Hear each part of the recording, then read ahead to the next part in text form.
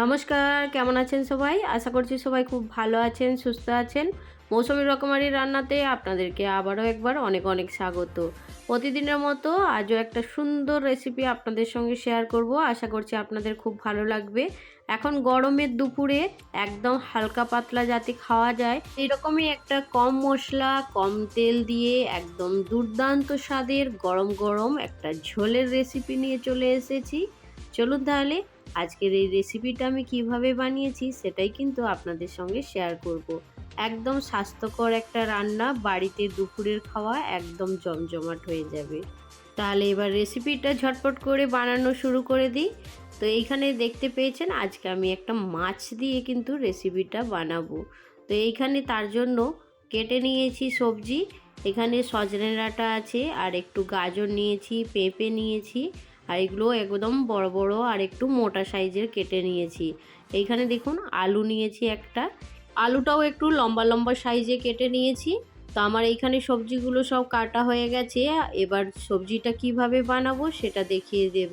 তো এইখানে প্রথমে আমি কিছু মাছ নিয়েছি, এই মাছের মধ্যে নুন হলুদ দিয়ে খুব ভালো করে এখন মাখিয়ে নেব।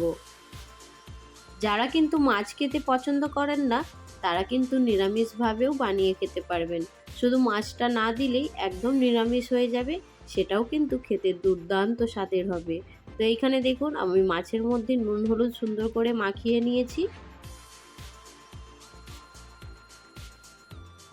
এবার গ্যাস অন করে কড়াটা খুব ভালো করে গরম করে নিয়েছি। তার মধ্যে দিয়ে দিচ্ছি সরষের তেল। তেলটাও দেখুন খুব ভালো গরম হয়ে গেছে, একদম ধোঁয়া উঠে গেছে। এবার এর মধ্যে যে মাছটা আমি নুন হলুদ দিয়ে মাখিয়ে রেখেছি সেই মাছটা আগে একটু ভেজে নেব।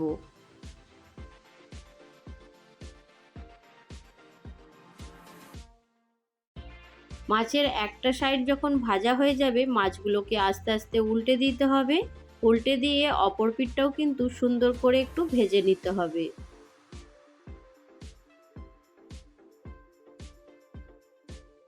মাছের দুটো সাইজই কিন্তু সুন্দর করে ভাজা হয়ে গেছে। এবার তুলে নেব একটা প্লেটের মধ্যে। এই গরম গরম মাছ ভাজা দিয়ে গরম গরম ভাত খেতেও কিন্তু ভীষণ ভালো লাগে। তো এইখানে মাছগুলো দেখুন একটা প্লেটের মধ্যে তুলে নিচ্ছি। তো মাছ ভাজা দিয়ে কার কার ভাত খেতে ভালো লাগে অবশ্যই কিন্তু কমেন্টের মাধ্যমে জানাতে ভুলবেন না। তো আমার কিন্তু ভীষণ ভালো লাগে মাছের ঝোল আর কিংবা মাছ ভাজা দিয়ে গরম গরম ভাত, তার সঙ্গে একটু ঘি। তো এইখানে দেখুন কড়ার মধ্যে যে তেলটা আছে এর মধ্যে আর তেল দেব না। সবজিগুলো যে কেটে রেখেছিলাম সবজিগুলো তেলের মধ্যে সব দিয়ে দেব। হালকা করে একটু নাড়াচাড়া করে নেব। সবজিগুলো যখন একটু হালকা নাড়াচাড়া হয়ে যাবে তখন এই সবজির মধ্যে দিয়ে দিতে হবে টমেটো কুচি। তো এইখানে আমি দুটো বড় সাইজের টমেটো নিয়েছি, আর এই টমেটোটা একটু বেশি করে দিলে তাহলে সবজির মধ্যে একটু হালকা টক ভাব আসবে, আর এই দুপুরে রোদের টাইমে খেতে কিন্তু দুর্দান্ত লাগবে। তো এইখানে দেখুন সব কিছু দেওয়ার পরে এবার এর মধ্যে স্বাদ মতো নুন দিয়ে দিলাম। নুন দিয়ে একটু হালকা নাড়াচাড়া করে নেব, নেড়ে তারপরে এর ওপরে একটু ঢাকা দিয়ে দেব। তাহলে টমেটোটা একটু নরম হয়ে যাবে। এবার এইখানে একটা মশলা রেডি করব। তার জন্য দেখুন একটা বাটি নিয়েছি, বাটির মধ্যে হাফ চামচ দেখুন হলুদ গুঁড়ো নিয়েছি। তো মশলার পরিমাণটা আপনারা কিন্তু কম বেশি করে নেবেন। এখানে দিয়ে নিচ্ছি হাফ চামচের থেকেও কম একটু শুকনো লঙ্কার গুঁড়ো। তো এইখানে দিয়ে দেব তার সঙ্গে 1 চামচ জিরে গুঁড়ো। চামচটা ছোট ছিল বলে সেই জন্য আমি দুবার দিয়েছি। তো এইখানে 1 চামচ জিরে গুঁড়ো নিয়েছি দেখতে পেয়েছেন, আর এইখানে 1 চামচ ভর্তি করে কালো সাদা সর্ষে বাটা নিয়েছি। সর্ষেটা আমার বাটা থাকে সেই জন্য আর পিসা দেখালাম না। তো এইখানে দেখুন সব কিছু মশলা অল্প পরিমাণে জল দিয়ে খুব ভালো করে আগে একটু গুলে নেব। সবজির ঢাকনাটা সরিয়ে এবার দেখে নেব টমেটোটা একটু নরম হয়ে গেছে কিনা। আর এইখানে দেখুন সবজিগুলো কিন্তু সুন্দরভাবে নাড়াচাড়া হয়ে গেছে। আর বেশি নাড়াচাড়া করব না। আর টমেটোটাও দেখুন সুন্দরভাবে একদম নরম হয়ে গেছে।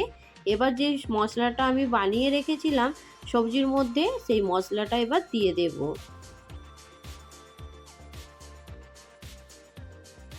মশলাটা দেওয়ার পরে এবার একটু নাড়াচাড়া করে নেব, খুব বেশি সময় লাগবে না।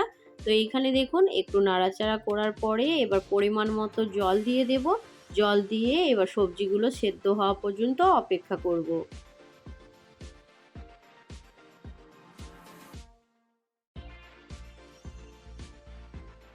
এইবার এইখানে খুব সামান্য পরিমাণে একটু চিনি নিয়ে এই ঝোলের মধ্যে দিয়ে দেব। তারপরে ঢাকা দিয়ে অপেক্ষা করব। সবজিগুলো যখন সেদ্ধ হয়ে যাবে তারপরে আপনাদেরকে দেখাবো। তো এইখানে দেখুন কিছুক্ষণ অপেক্ষা করার পরে সবজিগুলো দেখলাম খুব সুন্দরভাবে সেদ্ধ হয়ে গেছে। এবার এই আলু একটা দুটো খুন্তি দিয়ে খুব ভালো করে একটু চেপে দেব। তাহলে ঝোলটা একটু গামাখা হবে আর খেতেও কিন্তু বেশ ভালো লাগবে। তো এখন ঝোলটা একটু ফোড়ন দেব, আর এই শেষের মুখে যখন ফোড়নটা দেয়া হয় তখন ঝোলের স্বাদ কিন্তু অনেকটাই বেড়ে যায়। তো এইখানে দেখুন আমি অল্প পরিমাণে তেল দিয়েছি।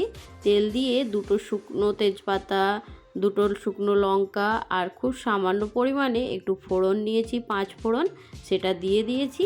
আর এইটা একটু হালকা ভেজে নেব। যখন ফোড়নের গন্ধটা আসবে তখন কিন্তু ঝোলটা দিয়ে দিতে হবে। তো আমি এইখানে একটা ছোট্ট টিপস দিচ্ছি। আমি যে মাছটা আগে ভেজে রেখেছিলাম সেই ভাজা মাছটা এই ফোড়নের ওপরে দিয়ে দেব, তারপরে ঝোলটা দেব।